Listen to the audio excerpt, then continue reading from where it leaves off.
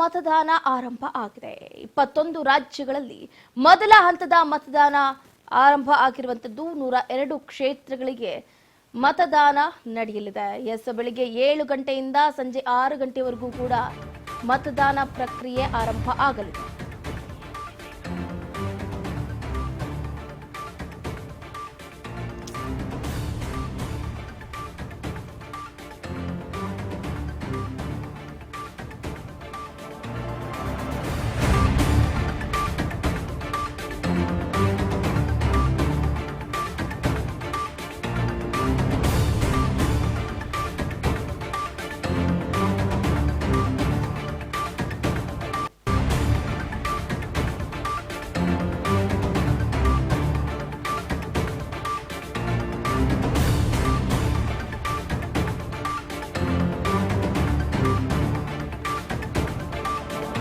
ರಾಜ್ಯ ರಾಜಕೀಯದಲ್ಲಿ ಜೋರಾಗ್ತಾ ಇದೆ ಲೋಕಾಕಾವ್.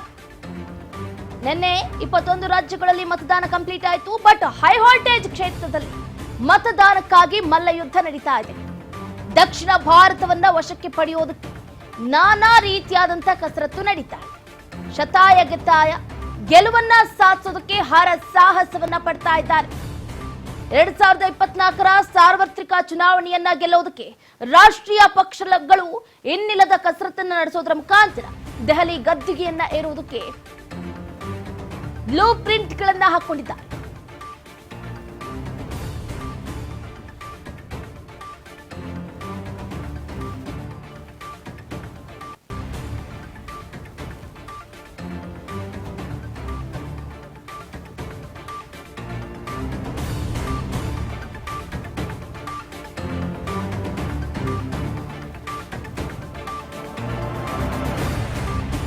ಚುನಾವಣೆ ದಿನಾಂಕ ಸಮೀಪಿಸ್ತಾ ಇದ್ದಂತೆ ಇತ್ತ ದೆಹಲಿಯ ದಂಡ ನಾಯಕರು, ಅತಿರಥ ಮಹಾರಥ ನಾಯಕರು ರಾಜ್ಯಕ್ಕೆ ಆಗಮಿಸ್ತಾ ಇದ್ದಾರೆ. ಪ್ರಧಾನಿ ನರೇಂದ್ರ ಮೋದಿ ಅವರ ಆಗಮನ ಆಯಿತು. 2ನೇ ಬಾರಿ ಎಂಟ್ರಿ ಕೊಟ್ಟಿದ್ದಾಯಿತು. ಈಗ ಮತ್ತೊಮ್ಮೆ ರಾಹುಲ್ ಗಾಂಧಿ ಎಂಟ್ರಿ ಬೆನ್ನಲ್ಲೇ ಕರ್ನಾಟಕಕ್ಕೆ ಪ್ರಧಾನಿ ನರೇಂದ್ರ ಮೋದಿಯ ಆಗಮನ ಆಗ್ತಾ ಇದೆ. ಬಿಜೆಪಿಗರ ದಂಡು ಹಳೆ ಮೈಸೂರು ಭಾಗದಲ್ಲಿ ಕೇಸರಿ ಪಾಳೆಯ ಪಾರುಪತ್ಯವನ್ನ ಸ್ಥಾಪಿಸೋಕೆ ಬಹಳ ದೊಡ್ಡ ಮಟ್ಟದಲ್ಲಿ ಪ್ರಯತ್ನವನ್ನ ಪಡ್ತಾ ಇದೆ. ಪಾಂಚಜನ್ಯವನ್ನ ಮೊಳಗಿಸಬೇಕು. ಈ ಬಾರಿ ಅಂದುಕೊಂಡಂತೆ ಟಾರ್ಗೆಟ್ ರೀಚ್ ಆಗಬೇಕು. ಬಿಜೆಪಿ ನಾಯಕರು 28ಕ್ಕೆ 28 ಕ್ಲೀನ್ ಸ್ವೀಪ್. 28ರಲ್ಲಿ ಯಾವ ಕ್ಷೇತ್ರವನ್ನು ಕೂಡ ಕಾಂಗ್ರೆಸ್ಗೆ ಬಿಟ್ಕೊಡ್ಬಾರ್ದು ಅನ್ನುವಂತ ನಿಟ್ಟಲ್ಲಿ ದೊಡ್ಡ ಮಟ್ಟದಲ್ಲಿ ಪ್ಲಾನಿಂಗ್ಸ್ ಅನ್ನ ಹಾಕೊಂಡಿದ್ದಾರೆ. ಹಾಗಾಗಿ ಕುರುಕ್ಷೇತ್ರದಲ್ಲಿ ರಣಕಹಳಿಯನ್ನ ಮೊಳಗಿಸುವುದಕ್ಕೆ ದೆಹಲಿಯ ದಂಡ ನಾಯಕರು ರಾಜ್ಯಕ್ಕೆ ಆಗಮಿಸ್ತಾ ಇದ್ದಾರೆ. ಬಿಜೆಪಿ ನಾಯಕರು ಪಣವನ್ನ ತೊಟ್ಟಿದ್ದಾರೆ. ಅಂದ್ರೆ ಆ ಟಾರ್ಗೆಟ್ ರೀಚ್ ಆಗ್ಲೇಬೇಕು. ಟಾರ್ಗೆಟ್ ರೀಚ್ ಆಗ್ಬೇಕು ಅಂದ್ರೆ ಇಲ್ಲಿ ರಾಜ್ಯದಲ್ಲಿ ಬರಬೇಕು, ಸಮಾವೇಶ, ಸಭೆ, ರೋಡ್ ಶೋ ಅನ್ನ ನಡೆಸಲೇಬೇಕು. ಇತ್ತ ಬಿಜೆಪಿಗೆ ಟಕ್ಕರನ್ನ ಕೊಡೋದಕ್ಕೆ ಇತ್ತ ಕಾಂಗ್ರೆಸ್ನ ಹೈಕಮಾಂಡ್ ನಾಯಕರು ಕೂಡ ರಾಜ್ಯಕ್ಕೆ ಆಗಮಿಸ್ತಾ ಇದ್ದಾರೆ. ಏಪ್ರಿಲ್ 17ನೇ ತಾರೀಕು ರಾಹುಲ್ ಗಾಂಧಿ ಅವರು ಕೂಡ ಆಗಮಿಸಿದ್ರು.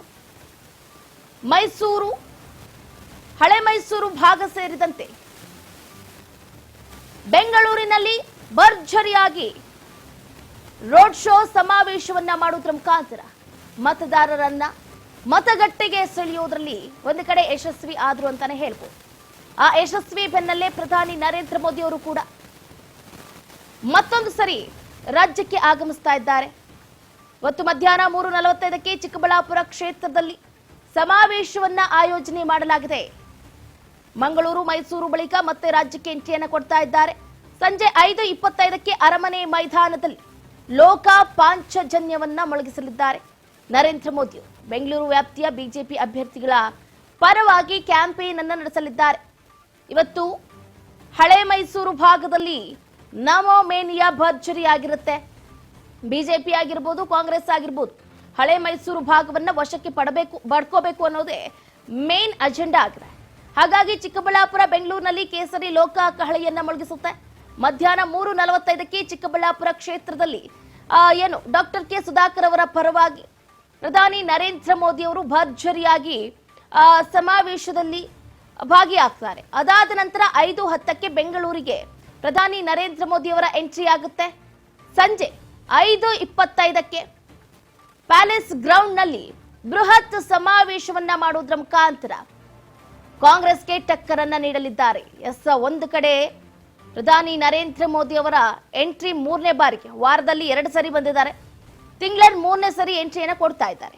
ಮೊದಲನೇ ಬಾರಿಗೆ ಖರ್ಗೆ ಕೋಟೆಯಲ್ಲಿ ಅಂದ್ರೆ ಕಲಬುರಗಿಯಲ್ಲಿ ಭರ್ಜರಿಯಾಗಿ ಸಭೆಯನ್ನ ನಡೆಸೋದ್ರ ಮುಖಾಂತರ ನೇರವಾಗಿ ಎಐಸಿಸಿ ಅಧ್ಯಕ್ಷ ಮಲ್ಲಿಕಾರ್ಜುನ್ ಖರ್ಗೆ ಅವರಿಗೆ ಟಕ್ಕರ್ ಕೊಟ್ಟಿದ್ರು ಅಂತಾನೆ ಹೇಳ್ಬೋದು.